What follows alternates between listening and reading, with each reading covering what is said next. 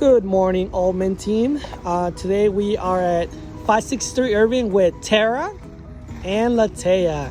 In today's video, we're gonna discuss mums, merchandising, maintenance, spacing, and watering.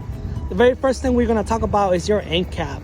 As you guys can tell, this end cap is beautiful, bulked out, but it's a little too tight.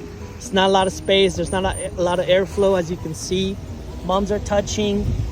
This actually causes the mums to get damaged and the blooms to turn brown or break. So we want to go ahead and space this out right now.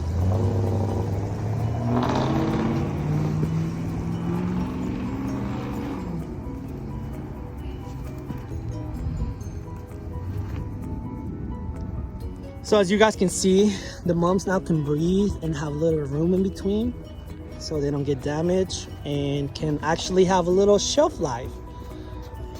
Now we're gonna focus on the spacing on the table. As you guys can tell, this is our 2-gallon table, and we have 2-gallon tables on the whole table, but everything's nice and packed, which leaves no breathing room for the mums. So this is something we want to make sure we are spacing out in rows of 3s on 2 gallons, and 1 gallons we probably want to do rows of 3s or 4s, so there's more room for them to breathe. Team, now we're going to discuss on the 5 stages of mums. So this will be stage 1, where you could see we just received these. Stage will be a little bit more buds are starting to open. Stage 3, as you can see, the flowers are already starting to show. Stage 4, more flowers are starting to show. And the final stage, stage 5, which is all bloomed out. As you can see, nice and beautiful. Team, another key thing that you guys want to be doing when merchandising and spacing on mums is you want to make sure you are using the FIFO, first in, first out. So as you guys can tell, all of these mums are stage 5, and all these mums are going to be stage 1 or 2. So you want to make sure we're putting the older product that's been in the store, so customers can identify them and they can see the actual true color of the pot, or the yellow in this case. Team, this is another great example of how to merchandise and space out your 1-gallon mums. As you can see, this entire table is 1 gallon. They have them in rows of 4, so there's a little bit of breathing room.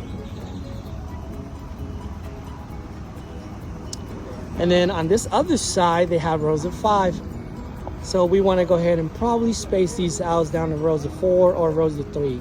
We are getting close to the end season of mums, so we should be spacing our product as much as possible, and that will help, keep the mums from turning brown as quickly, and you will spend less time deadheading. Team, another reason we want to space our mums is because they start browning around the sides, as you can see in the example, and we want to make sure they get some breathing room. They're not touching, because when the water hits them and they're touching and there's no airflow, they tend to brown on the blooms and they look rough.